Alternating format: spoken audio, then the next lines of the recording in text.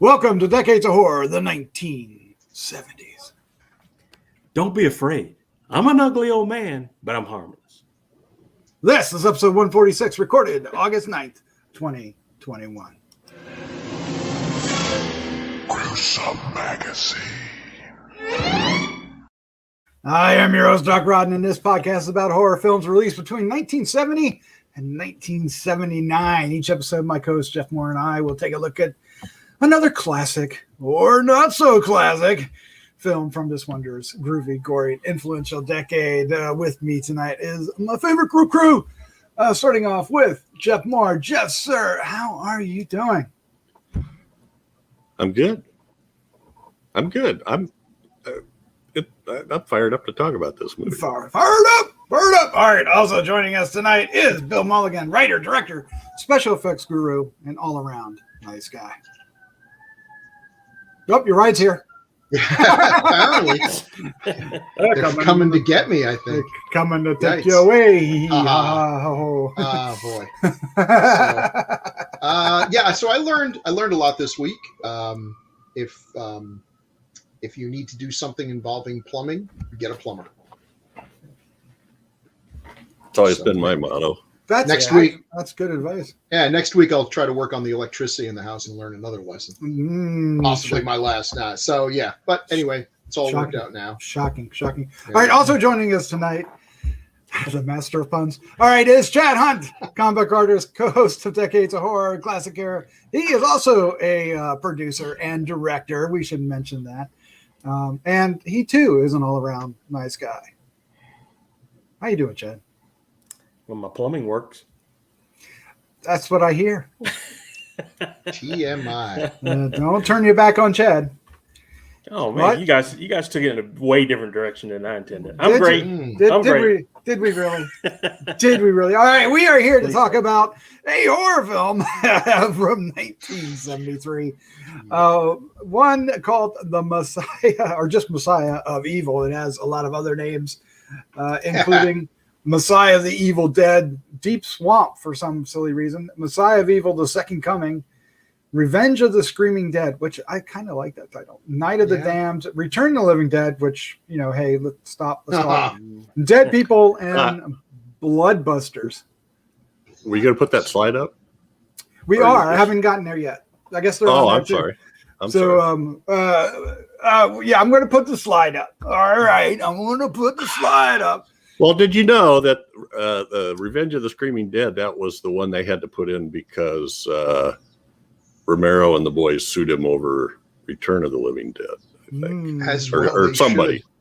Yep. Yeah. Well, that and they also used like some of the artwork, but that's a whole hey, any way you can make some money, right? So anyway, this is Chad. You picked this wonderful thing for us, right? All right, let's go ahead and cue the card. All right, it is written, directed by Willard Huyck and Gloria Katz. Willard Huyck, Chad. We'll get around to it again. Yeah, we know this guy. You know what he directed. Yeah, we know this guy. Yes, one of the earliest Marvel movies to hit the actual theaters. Yep. Howard, the most successful. Howard the Duck. Howard the Duck. All right. Oh, Lord. Gloria Katz is his wife. All right, the cast includes, but is not limited to, Marianna Hill, Michael Greer, Joy Bang, great name. Yeah. Anitra Ford, Royal Dano, and Elisha Cook Jr., one of my favorite character actors out there. Released on April 23rd, 1973 in LA, and then May 2nd in the U.S. overall. The budget was just under $1 million, according to AFI catalog. I believe that. And the domestic box office was just under $2 million. So I don't believe that. If it's true, that's a 2.0 on that. So not too bad. All right, synopsis, if you want to believe this, is a young woman goes searching for her missing artist father. Her journey takes her to a strange Californian seaside town governed by a mysterious undead cult. That's not actually a synopsis. That's like a perfect description of the entire narrative of the movie. Yeah. There's nothing there. Yeah, that and a little description about Royal Dano's hands. You got to know he's got soft artist hands. Anyway, I don't know why that matters, but okay. So what we're going to do is we're going to go. Okay, so let's just dive into it. When did we first see this film? I think we're going to repeat ourselves. And what was our first impression? Chad, sir, you were up first. This was your pick. When did you first catch this? Yesterday. Yesterday. Yeah, I finished watching it the rest this afternoon. But it's a movie. It's a movie. It's a movie. I liked a lot of the ideas behind it. It actually had some pretty cool ideas, and I've heard people call it Lovecraftian, but it's more. I saw it as more of a Wendigo tale, the cannibalism and all that. Yeah. And the character with what they call him, the dark stranger or something. Interesting character. We never got to see him all that much. You got to see him twice, literally twice. Yeah. I thought that would have been something a little more menacing to go in there too. But I didn't hate it, but it was weird. It's kind of weird in spots, and I think Bill said something about in the chat that it looked like an art student with a budget or something. I can't remember exactly, but it's strange. If you can get through the first 45 minutes, maybe the first half of the movie. If you just can get through half of it, just it kind of that's when it picks up, for me. A lot of the kills and stuff like that, and the meat eating in the grocery store, that kind of thing. It started to really pick up steam there for me, and I liked a lot of the ideas in there too about this stranger who brings this vampirism or cannibalism or whatever to this little town, and it was a very cool idea. And not having ever seen this movie before, I found it okay. Okay. Yeah. I think you're being generous. All right. Bill Mulligan, sir. You're up next. Now, and I think, Chad, you did as well. You informed me that this film actually has a lot of supporters. So Yeah. When There were people when I was wondering, okay, was it just me? And so I looked up some other reviews, and there are folks who say this is a hidden gem, a diamond in the rough, a cult movie waiting to be discovered. And God bless them. Okay, so they got a great deal of enjoyment out of it. I personally did not. I saw it yesterday. I described this to a friend who was asking about it. I said, it's like they were shooting an art film called All the Dismal Sadness of My Neglectful Father, and then they had an epiphany that nobody would go see it, so they stuck in zombies. Yeah, that's what he said, folks. And it's like 45 minutes of characters acting in ways that make me not like them, and then 45 minutes of stuff happening to them. But I didn't care at that point. Mm-hmm. I do think the second half of so this is one of those movies I used to, back in the day, I would make like tapes to put on the TV in parties and stuff, just random images and stuff. And this has a whole bunch of really cool set pieces. Joy Bang in the movie theater, which is kind of a ripoff of The Birds, but it's still a really cool scene. Oh my God, it's The Birds with zombies. Oh my God, I did not realize that. Yes. It's neat. It's a cool thing. And the scene in the supermarket and some of the visuals, it's like a really low budget Suspiria. So as I've said many times, Suspiria is my favorite movie, and everything about that movie is stuff I normally don't like. I like good dialogue, good characters, and a strong narrative, and it's got none of those things. But it's got style up the wazoo. And this one has bits and pieces of that, but there's not enough of it. They didn't have the budget to pull that off to the point where even when things are happening that to me is ridiculous, I'm still arrested by the visuals. They've got some cool backgrounds and set design. There's some really cool things. You can get some great stills from this movie. But boy, the whole is not the sum of the parts. I think it really just takes me out of the film that I don't know who I'm supposed to be rooting for. And the character, I'm used to horror movies where characters make stupid decisions.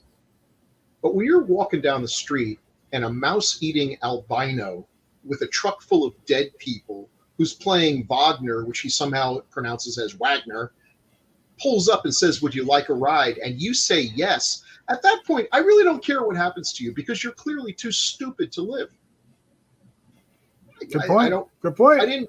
I was like screaming, why are you letting these people in your house? Why are you doing this? Why? And eventually I just didn't care. So, but it's a strange movie. It's not a crowd pleaser, but I can see we're in the right mood at the right time of day with the right amount of drugs in your system. You could get something out of this.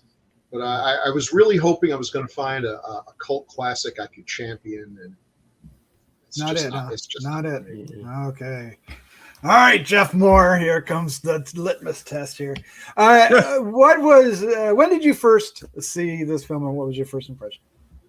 Well, I actually started watching it a few months ago, thinking it might be a good one to pick. And after about a half an hour, I went, nah, and tried another one.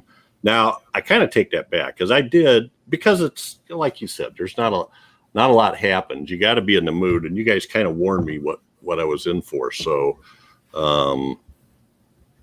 really the first time I watched it was last night, all the way through. So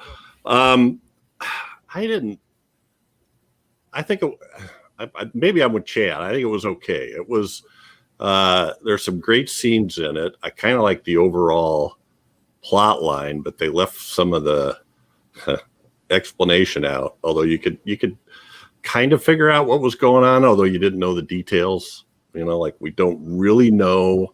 Nobody talked about these vampires or zombies or whatever they are, and explained that first thing that happens is their eyes start to bleed, and then they kind of turn white, and then they start going after raw meat and blood and stuff like that. You just get that through what was happening. What it reminded me of in terms of feel was Carnival of Souls. Yes. This kind of wandering through the landscape with this. Now, this had this weird voiceover, which on one hand I felt like was overdone, but on the other hand, it was overdone. but there were parts of it that were important, I think. So anyway, and I always love getting a dose of Royal Dano and Elisha Cook Jr. And Elisha Cook Jr. was awesome. He's always the mysterious derelict who gives him the big warning at the beginning. He definitely is. Oh my gosh, he definitely is. All right. Well, for me, I saw this over the weekend for the first time. I may have known about this, but it was never on my radar to watch. I really didn't know anything about this, and I was surprised to see who the director, what he went on to do. He only did like 4 films, but I didn't realize he was the one that did Howard the Duck. So that's crazy. But this is a mess. This is an absolute mess. This is nothing, but it is like, it's artsy fartsy, but like it feels like a student film, with a little bit of plus to it, right? Mm-hmm. Like, and I know that it was filmed in 71 and then released in 73. So I imagine, in my head, I imagine like some of these scenes were filmed after, and I would imagine like all the father dialogue was like inserted afterwards to kind of tie it all together. But that's me making shit up. I don't know. I'm trying desperately to figure out like how did this get woven together, because it's narratively dry. It has just to say it has a single narrative is overstating it. It just kind of meanders. It happens. It kind of happens. Yeah. And I'm never really certain, like, what's the motivation for half the characters? What are they, why are these 3 people even interested in the father? They never, it's just like, it just feels so odd. And then every once in a while, you get a really cool shot that is photographed well, lit well, and rather interesting. I mean, there's what I call the skylight scenes. There's this skylight in here that is often used, and very much so at the end, and that's really cool. There's in the theater, which I really at first hated, when she went up to the screen, and then you could see her, and the screen was in the background all white. But they did the hand thing, which I thought was really cool, and then the zombies, doing the birds take, which I didn't even think of, but that's brilliant. Whoever said that was actually, I thought, the creepiest thing in the whole movie. Yeah, that could have been a short film right there. It could have. Just that alone. But there was so many other things that I just, what is going on? Why are the, and the zombies are basically the kind of zombies that maybe have like a little bit of pale makeup on, and then shadow in the eyes to make them sunken a little bit. Not convincing at all. But it has, it's got Roy Dano, it's got Elisha Jr., it's got the character actor called named Charles Dierkop. Do I say that right, Dierkop, Jeff? I don't know. Yeah, who you if you ever watched it anything, didn't sound like you said it right. Yeah, if you ever watched anything in the 70s, you saw him somewhere, and you would recognize him because he has a very distinct broken nose. So I don't know. This was a chore. I was like, this is the longest 90 minutes of my life. It would just never end. And I was just, So no, I can't say I like this movie at all. Some stills from it, maybe. All right. Let's go ahead and show off some, speaking of stills, boop, there's the poster. That's a great poster. It is. It's promising, right? And Chad, you based your pick on the trailer, right? Well, I saw that it was on Shudder, so then I watched the trailer. I thought the poster looked awesome. You got all these creatures and stuff and blood. I thought, and the trailer was really good. I said, well, I've never seen this, so let's watch it. And here we are, fellas. Here we are. It's all your fault. Yeah. All right. There's it's always my fault. Well, it's often every week it's somebody's fault. Here's some of the shots that that's some cool imagery right there. Yep. Now I guess the one down below where looks more like church. That's a different. I didn't realize that wasn't the skylight until just now. But the skylight thing is really creepy with all the hands going up on it. Yeah, and then they break through. Yeah. And then, of course, I don't know. That's the gas attendant up there getting sliced. Yeah, so here's how weird this movie is. She pulls into a gas station, and the guy is emptying his revolver into the woods. Bang, bang, bang, bang. And he walks over, and she has no reaction to this whatsoever. Like, this is just a Thursday. This is when you go to a gas station, there's usually a guy shooting at something in the woods, and then he comes over and is like, would you like your oil checked? And of course you say, yeah. Because I don't know if he uses. You got a gun? Of course you do. Yeah. It's just, I'm waiting. She didn't seem to think this was odd. He didn't see any reason to explain. I'm just like, maybe this movie is like one of those dream logic things where you're not supposed to analyze it. Well, they did talk about, that it was dogs and they don't sound like dogs. I mean, it's starting to allude to, what's going to happen, but it's just so. Was he shooting at zombies and then after doing that, he goes and starts working on his car in a way that is guaranteed to kill you because it's a horror movie, and if you're ever working under a car in a horror movie, that car will be dropped on your head at some point. Yep. So I don't know. I don't know. I don't know either. But he also plays the guy that you see in every movie now that you when you stop at a convenience store or a gas station that tells you, don't go to that town. Why would you want to go to that town? Yeah. Well, my dad lives there. I don't see any reason to go there. Yeah, I mentioned my father. I have family there. Folks are better off if they keep. Okay, dude. Yeah, I get it. You don't want me to go to the town. I'm giving you a perfectly good explanation. I know. For some reason, you need to expand on it. But yeah. So he's the what did they call him in Cabin in the Woods? I don't know the name of the old guy who warns the people off and is always ignored. Yeah. Yep. I can't remember his name. To me, I always think of Friday 13th. And right. It's got a death curse. Right. The Scooby-Doo guy is like, I wouldn't be going there if I were you kids. Exactly. Last Great Dane came through here and got killed. Oh my God. Subliminal. All right, so here's some shots from the grocery store, which I was totally baffled by the whole thing. You guys seem to enjoy the grocery store scene? Yeah, I mean, it's pretty cool, the gliding camera and running, you're trapped in the grocery store, which is a feeling I often have. And you interrupt the zombies. They're eating what they can, choice steak, and here you show up. Now, why? I don't know. Well, right. At this point, at that scene, it felt like, now I'm wondering what these creatures are. Do vampires sit around and eat meat at the grocery store? I don't know. Would cannibals do that or zombies do that? Yeah. So, are you really a cannibal if you're eating steak, or just a guy? Raw steak? You just call me a cannibal. Yeah. Call me a cab. Well, yeah. Well, to me, what was creepy is she's walking into the store. The entire parking lot is empty. You see a big Ralph sign. So you got these all through this. There's these recognizable stores in the town from that period. She's walking into a Ralph's, and there's nobody in there. There's nobody at the cash registers. There's nobody. It's kind of like seeing the guy that the gas station attendant that's shooting at something, and you keep going. What? I don't know. So I know there's a clue to turn around and walk away.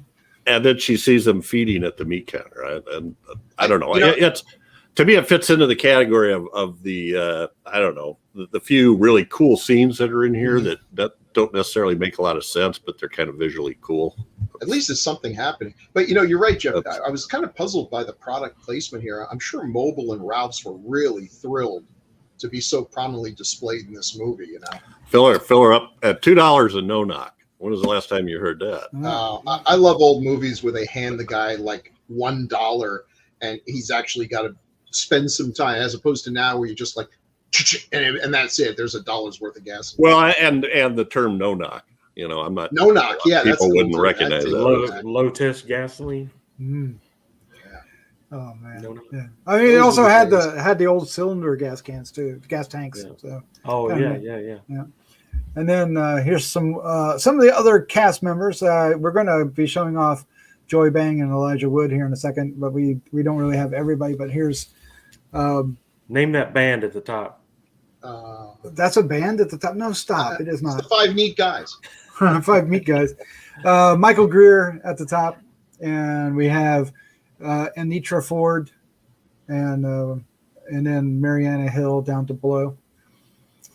And cool backgrounds. I mean, definitely that's a very neat Art Deco house kind of thing, and I'm sure it has meaning.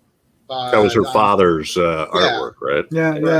But it was actually done by. To figure it out. So. Yeah, it was actually done by a friend of the directors, the husband-wife team. So I imagine this. How can this not be a school project, right?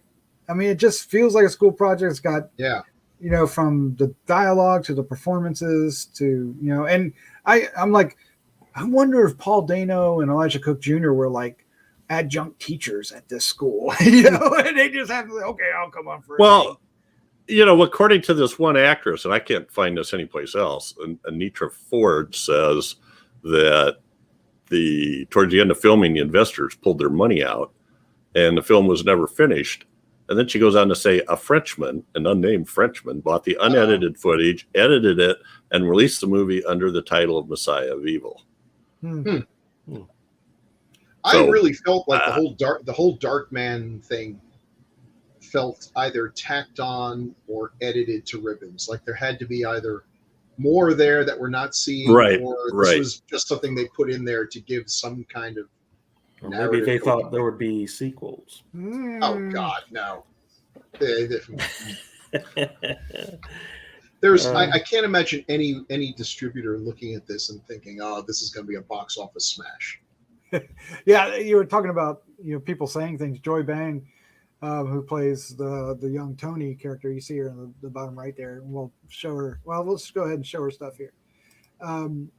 She's the one that goes. Yeah, she's the one that goes to the theater. She says she doesn't remember making this film much at all, but she does remember the fact that the other performers didn't really give a good performance. Like, wow. Okay. Well, yeah, you could say that if you've gotten out of acting, right? Yeah. I mean, Joy Bang didn't have a hell of a career, but she's good in this scene. Well, and just so people know, she wasn't. Her name was a married name. She married a guy with the last name Bang. Yep. So it wasn't like some sort of porn pseudonym. Joy Bang. No, It's just if you're an actress, I don't care awesome. who you marry. You got to realize Joy Bang is just people see that and they start laughing. It sounds. I'm sure there were a lot of porno actresses who were angry that they didn't come up with it first. I just give myself any other name other than that. I mean, but I like her. I think she was also in she was in a Woody Allen movie. I think. I don't remember. Yes, she was in. Was it Play It Again, Sam, or Annie Hall? I think Play It Again, Sam. Play It Again, Sam. Yeah. I think she was one of the women he tried to date, and she was good in that. It's one of my favorites. Jewel.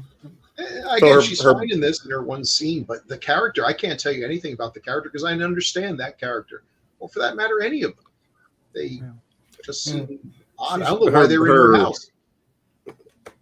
Yeah, well, because they were in. Well, anyway, because they got kicked out. Yeah, if I come home and there's three out strangers in my house, and their explanation is, we got kicked out of our hotel room. It's like, oh, okay, well, great. Make yourself at home while I go call the police.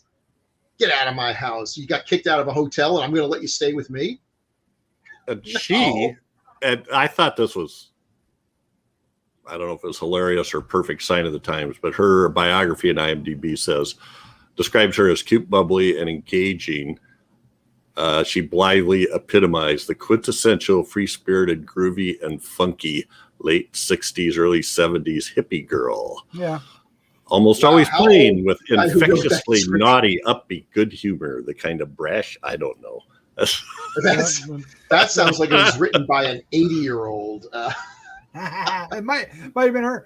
It was. She was also in Pretty Maids All in a Row. She was one of the Pretty Maids, I guess. Oh yeah. So Joey Heather. Night of the Cobra Woman, isn't that that's a genre film too, right? Oh yeah. That's right. Night of the Cobra. Wow. So she's in that somewhere. No, shit, she might be the star of it from the looks of it.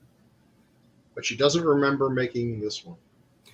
Not much about it, she said. So yeah, in our notes. But she was romantically linked with Keith Moon at one time. Well, God, good for her. That's the movie I want to see. Yeah. All right. Let's talk about Elijah Cook Jr. I love him. How creepy was that scene? It was weird. It was weird. Like, it was weird. What is going on? And then, He's sitting in their hotel room, right? Telling them the story that makes no sense. Yeah. So what? These rich, spoiled brats, throw a couple shekels at some homeless guy so you can tell, his tale of woe to them and they can amuse them. So I was like, well, okay, where's this going? And he delivers it so well and everything. You just feel like he's making it up on the spot. But it's jarring having him in the movie because his face is so expressive and he's really acting, and everybody else is kind of, sort of a flatness to everything. But that guy, I've loved him. The first movie that I can think of, the earliest movie, time-wise in terms of release, that I remember really liking him in is The Maltese Falcon. Yeah. Oh yeah, he is just an awesome gunny, and is the butt of many quotable Bogart quotes. I remember him best from Blackula. Yes. And Salem's Lot, right? Wasn't he in Salem's Lot? Was he in Salem's Lot? And wasn't he also in House on Haunted Hill? House on Haunted Hill. My God, yes. Right. Yeah, Rosemary's Baby. Oh my God. Oh wow, yeah. Yeah, House on Haunted Hill. He said, the face comes up. Yeah. And that's a face. I mean, that is just, he is a character actor. Not going to be a leading man, but worked right up to the end. And this looked like he could have done it. Does it say, was this one of those one-day wonder shoots? Yes. Yeah. Yes. It was a day player. Day player. We got a day player here. Yeah. Now, Royal Dano. No, they killed him off before they even moved to the house. Yeah, and they killed him off screen. Killed him off screen, which, like, that's another. Okay, there's no payoff to this scene. Why is it there except to get a really good actor in there? That's what I'm thinking. I feel like he was like part of the school, whatever the school they went to. He was like. I like your theory. It makes sense. It's one of the few things that it makes does. sense. Like they all knew each other or something, and they right. Yeah, I could see him in there teaching how to be a character actor 101. Let's talk about Royal Dano and we'll pass this off to Jeff because I'm sure Jeff could tell us his entire biography, right? Well, both of them. He has almost 200 credits. Elisha Jr. has over 200 credits. Westerns up the wazoo in the 50s, 60s. I mean, every Western you can think of. And as we talked before the show, he was the first guy killed in Killer Clowns from Outer Space. He was the farmer that takes his dog to go searching for to investigate the spacecraft. He's a great character, and he's got a great voice too that he uses for good effect. He unfortunately doesn't get much in this. There's only maybe one quick shot where you recognize him. Otherwise, he's in shadow or silhouette or covered with blue paint. Yeah, the blue paint. Okay, can I just say how amazing the blue paint was? Because he gets all upset. And he also has like this burn scar on his face. He gets all upset. And he starts throwing paint on the walls. And I'm like, well, geez, I guess I hope they own this place because that's not coming on. But then he grabs this paint and he just like splashes it on his face and he walks around. Weirdest blue. Yeah. And this cobalt blue, which again is a striking image and one of those things that wakes you up. And it's like, okay, something I can watch now. Or it means they only had him for a day and had to cover the face with paint. So it was definitely him. It was definitely. But then he falls down. Something happens. He falls down, and this is especially for Bill. I'm sure you can relate. But when he falls down, he knocks over a can of paint thinner all over him. Which, Bill, paint thinner is not fun on any human skin, is it? Oh no, I'm hoping it wasn't real paint thinner. But now that you said that, it does explain. I somehow missed that, but. That does explain why when she throws like a single match at him, he goes up like a Roman candle. Yeah, because he's covered in paint thinner. Yeah, paint thinner is pretty flammable. Yeah, I mean, and he was one of those guys that obviously was professional because he got called back to a lot of things repeatedly. He did 3 episodes of Bonanza. He did like 13 episodes of Gunsmoke. He did 4 episodes of Rawhide, 5 episodes of The Rifleman, on and on and on, multiple appearances like that.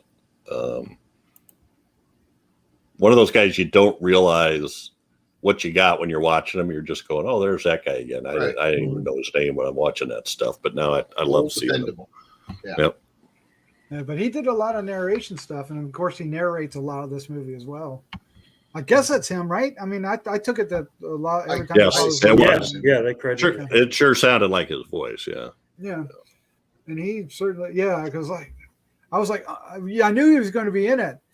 I was like, man, is that all he is? Is it just the narrator? Because it sounds like he reads it very much like the guy reads the tape from Evil Dead. Evil Dead. I was thinking. It reminded me of Evil Dead the entire time. His last film was The Dark Half. Oh wow! Or no, that was Royal Dano. Yeah, yep. I didn't switch. Hey, we didn't do any taglines. Did this movie have any good ones? Or it did. Or did it really? Yeah. Well. You want me to read them? I'll read them. Okay. The main one is Tara won't terror you won't want to remember and a film you won't be able to forget. I think they got it backwards, but that's okay. Yeah. Well, maybe they're, yeah. Maybe they forget it's a couple times in there. But anyway, that's a good. In order to live, they will take you one by one, and no one will hear you scream. Okay, so this one is important because Alien would use this. That in space, no one can. Meet Albert. Albert likes good music. Well, no, wait a minute. No, wait a minute, Doc. You didn't finish the connection. What's that? Walter Hill is in it. Yes, Walter Hill produced Alien and directed a buttload of really influential films, awesome movies, including and not limited to one of my favorites, The Warriors, but that's a different story. That's not the best thing he's wearing. But anyway, he cameos at the beginning of this as the guy that gets killed by this girl that has the guy that's running down the sidewalk at the beginning. Yeah, he's in the prologue. He has nothing to do with anything. Has nothing to do with anything, but lets you know it is a horror movie because it's going to be about 45 minutes before they remind you again. So but yeah. Sorry. So I was so surprised. It was So Walter Hill, of course, produced Alien. So maybe it's stuck in his head. I don't know. Meet Albert. Albert likes good music, motor trips by moonlight, and eating human flesh. Albert is one of the ... dead people. Okay, was there a character named Albert in this movie that I missed? It's got to be a voiceover on a trailer or something, doesn't it? Did the people who wrote the taglines actually watch the movie? I don't think they have to, do they? Terror reigns when he returns. In order to live, they will take you one by one, and no one will. That's the same thing as above. But that was at Night of the Damned. See, I got a feeling, when they say this movie made $2 million, I seriously doubt that because it's usually a really bad sign when a movie has 7 different titles. It's not like they made a whole lot of money with one of them and then decided to re-release it under another. This is one of those. They didn't like that one, so I was surprised about that. That was in ultimatemovierankings.com, which is usually pretty accurate. They do some extra manipulation to come up with their numbers. So, but that was surprising to me. Maybe if you count all the drive-ins where it was the third movie on a triple feature, it might add up to something. I don't honestly, I don't know how do they calculate movies that there's a lot of horror movies from this time that really weren't first-run films, but they were on a lot of double features. So I don't know what you do. I'd have to go back and look because I exchanged emails with the guy, but he does some kind of, it depends on whether he knows whether the information is theater rentals or number of attendees. Because there's, is it gross for the production company or is it box office gross or two different things? So his list says box office. So I think he takes, if he knows theater rentals, he extrapolates from there for box office. Okay. Interesting. Let's talk about Michael Greer real quick, who plays Thom, this weird stranger that has 2 girls hanging around with him. Yeah. But one of the things that's in here, the most expensive thing they had to buy for the entire movie was the suit he wore. It is a snazzy suit. Yeah, but I thought he did a really good job. I thought he was actually pretty good. He was one of my favorite actors in it. But he was a comedian, and he was known for playing this. What film is it? The Gay Deceivers, playing Malcolm in it, and it put it. You know how people get typecast? He got typecast as that, and of course, did not get much work because of it. Gay exploitation is what they're saying in here and stuff, on his body. Yeah, there was a time when a lot of actors would not play gay characters because that's exactly what they were terrified of happening to. Right, and that's what happened to him. Although he was really good in this, I thought. That's worth mentioning, I think. Joy Bang disagrees, but I thought Joy Bang seems to disagree. Yes. So here's another thing interesting. This is why I'm bringing it up. I'm leading to this. Michael Greer was pulled over by the cops, and the same cops who appear in this film, right? And but they were unpaid. We're real cops. Yeah, they were real cops. They appeared in the film, but they did not get paid. So when they contacted the director, Willard Huyck, they demanded payment for the roles or they throw Greer in jail. So they got paid. Wow. Go team! Well, it looked like they knew how to use a gun. So Yeah, you know, if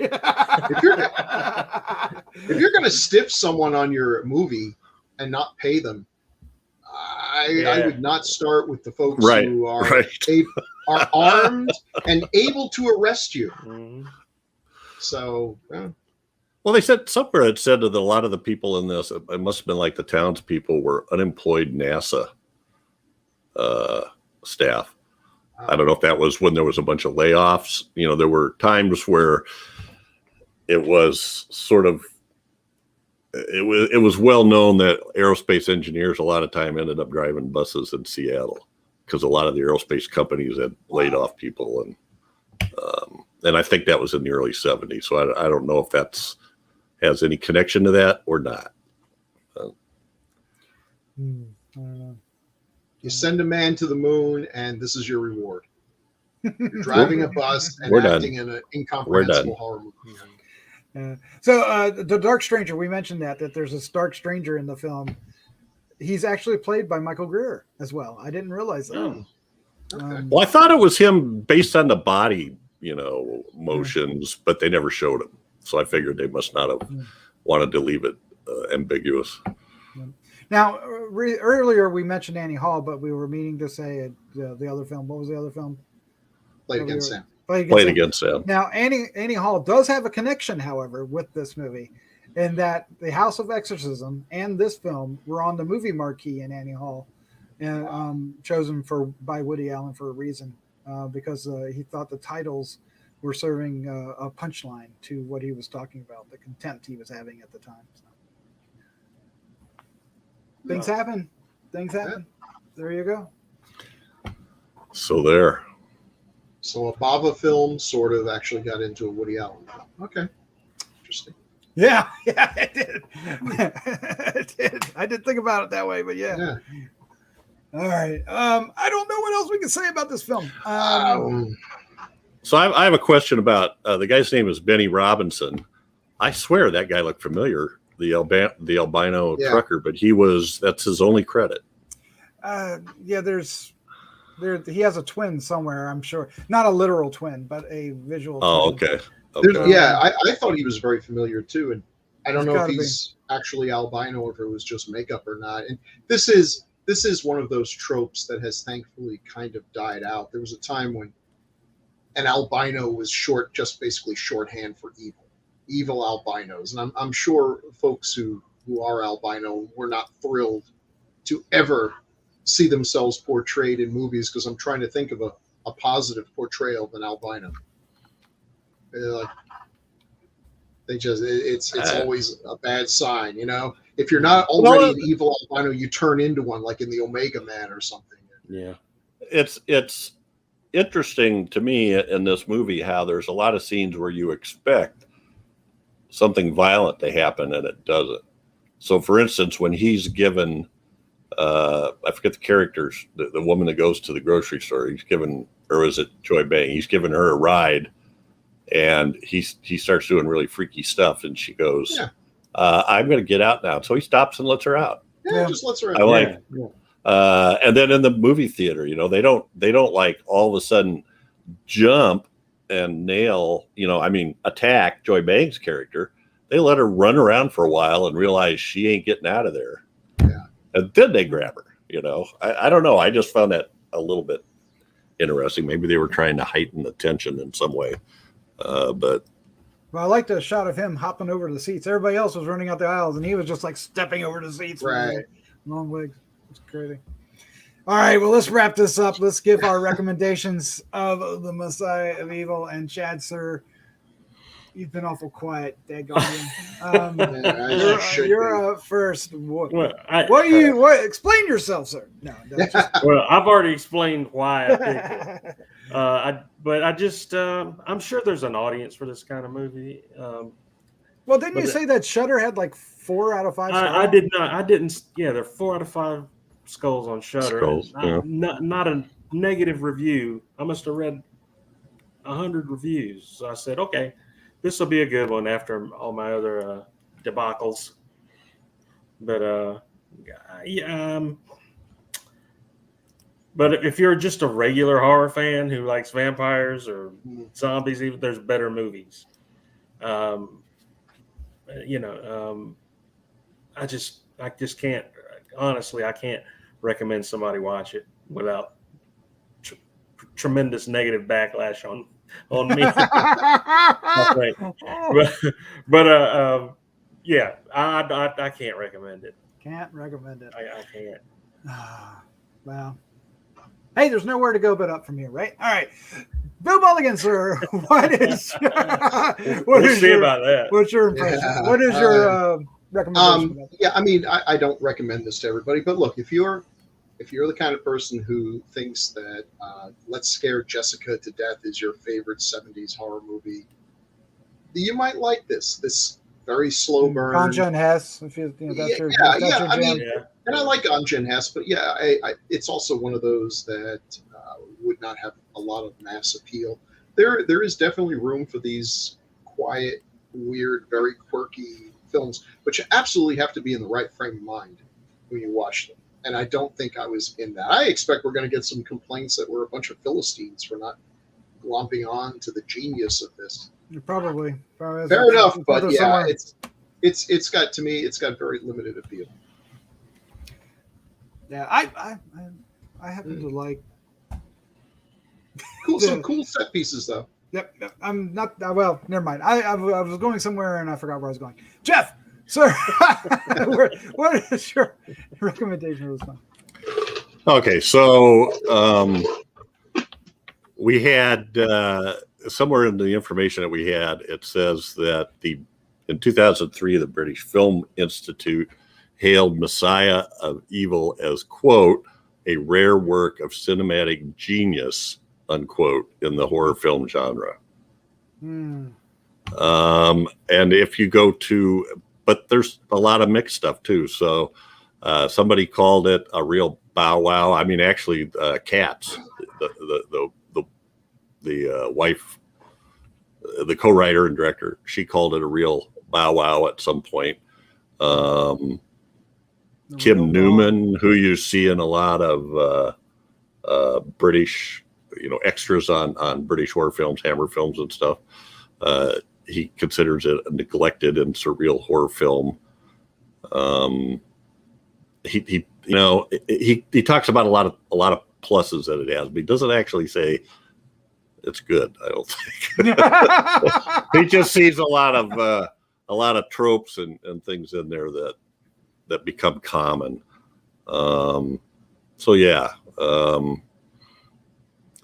Again, there are people that are going to say it's a masterpiece and other people that are not. I think in a way, maybe that might be kind of how it feels like Carnival of Souls to me. In that a lot of people are not going to like Carnival of Souls but it's been heralded and it's a one-off, right? I believe Herc Harvey. Yeah. Is that right? That's it. Yeah. And he used to make industrial training films. So, anyway, I found it interesting. Will I watch it again? Probably not. But I did find it interesting, in watching it and reading about it. And it is. It's kind of surreal and dreamy. And I just gotta say, anything with Royal Dano and Elisha Cook Jr., I kept waiting. They got to have something with Royal Dano besides his voice. And then when they did, it was still sort of.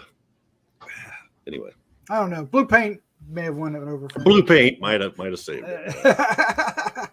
All right, my reaction to this movie is I see where people are coming from, but it just doesn't add up for me. I think Bill said it the best, that the whole isn't as good as the parts or something along those lines. It just doesn't add up, and it just was such a chore to watch. And I don't, I feel like with all this praise, plopped on top of it, I feel like, what am I missing? What did I miss? Because this was not good. Yeah, because we don't enjoy not liking a film. It doesn't enrich our life or make us happier to watch a film we don't like. I'm happy to and sometimes some of the films that we've reviewed were ones I didn't like the first time I saw them, and then watching them now, it's like I have a new appreciation. Yeah, so I would say we tend to be a little more leaning toward liking these films because we love the 70s. I love the 70s. Right. And this is very much feels like a 70s film. Oh, it does. Yeah. There's and I will give it credit. And I think, Bill, this is what you were saying. And I think, Jeff, this is what your quotes were alluding to. And this gives Chad an entire pass, is that there are some really strong visuals in here that make it interesting enough to consider watching. Right. So if you're like us and you are interested in 70s horror and you want to like just see all the, you're a completist of some sort and you want to see all the different types of horror films, watch it. You're going to find something in here you like. But if you're just randomly picking out a 70s horror film because you want to see what 70s horror films are about, don't pick this one. There are plenty of better ones. Cult classic, I guess, but I don't think I'll get near this movie again, personally. Sorry. Messiah of Evil. So, there you go, Messiah Evil. Do we know, Jeff, what our next pick is? Well, we do, but do we want to do? I have a couple of feedbacks here. You want to do the feedbacks first? All right. Yeah, well, let's do that first. Stick around if you want to know what the next pick is. A comment to Godzilla versus Mechagodzilla is make a video about Terror of Godzilla, please. From Hector Martin. I'm cool with that. I love Terror of Godzilla. It's the last of the original series, and it's one of my favorites. Mm-hmm. So, and then we had a comment on Damien Omen 2 from Will, and he says the devil is not a nice guy and served her purpose. She was not needed after killing Richard. So I think we kind of talked about why they got rid of her pretty quick, Yep. So, he brings up a good point. I'm always puzzled by these people who in horror movies who serve Satan, and it's like, what's your end game here? Because I think I know, if Satan's real, then hell is real, and you're serving evil, and evil people go to hell, and they stick you. A bunch of guys who look like the Underwood Deviled Ham guy are going to stick you with forks and in a lake of fire. Why would you do that? And there's pineapple there. It makes no sense. On pizza. Yeah. Oh. Yeah. Plenty of pineapple pizza in there. There's like a big movie theater, but it's only showing Katz. Oh. Yeah. Oh, we're on a roll. I got to start being better. Yeah. Now I'm convinced.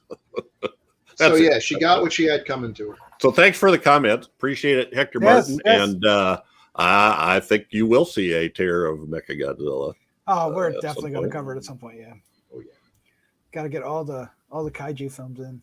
Yeah. And the devil's not a nice guy. Yeah. No. Serve your purpose. Bye. And an overrated fiddle player, let me add. Yeah. If the little kid from Deliverance can beat him.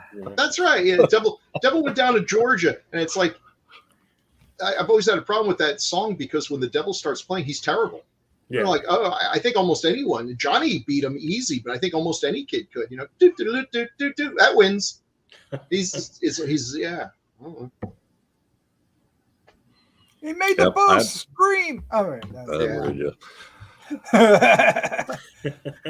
Now watch us get a bunch of letters. No, actually, the sequence in Devil when the devil is playing, that's actually some fine fiddle playing there. You just don't know. It's like, you can't dance to it. You can't dance to it. No, Turkey in the I don't know. Watch the kids today. I bet they could. Is that it? Do you got any more?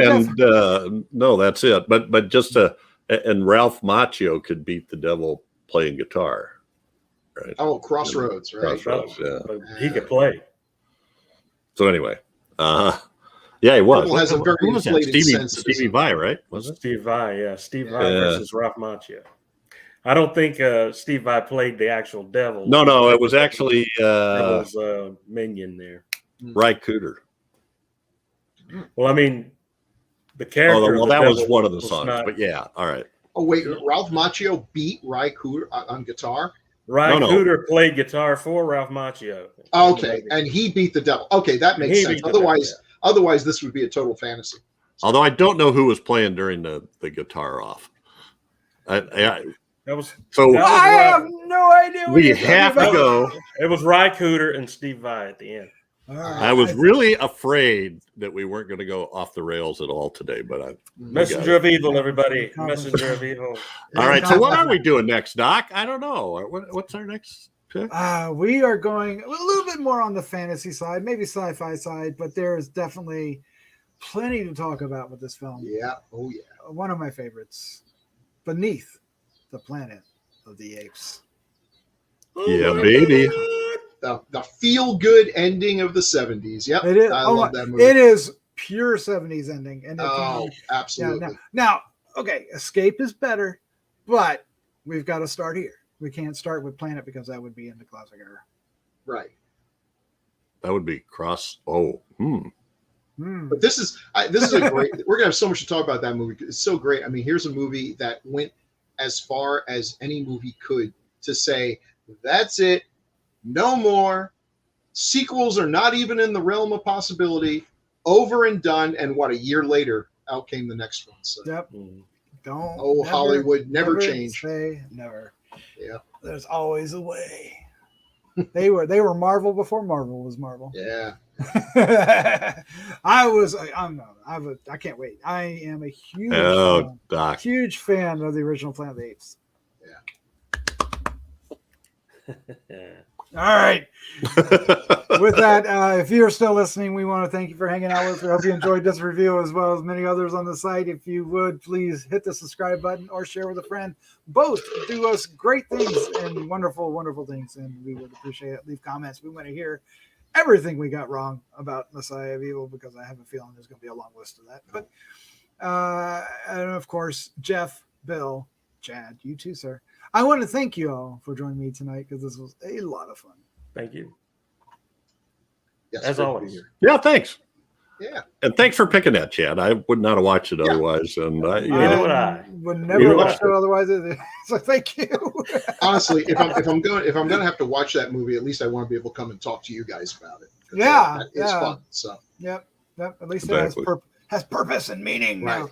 All right. Let's say goodnight. night, everybody. Good night. good night.